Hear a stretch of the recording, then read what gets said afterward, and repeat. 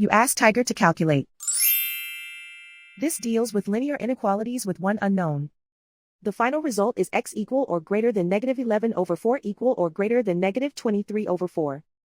Let's solve it step by step. Group all constants on the right side of the inequality. Add 8 to both sides.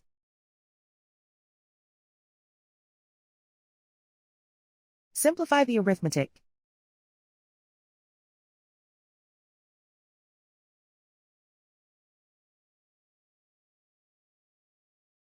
Isolate the x. Divide both sides by 4.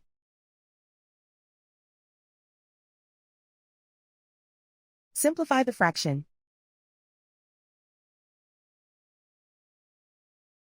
Plot the solution on a coordinate grid.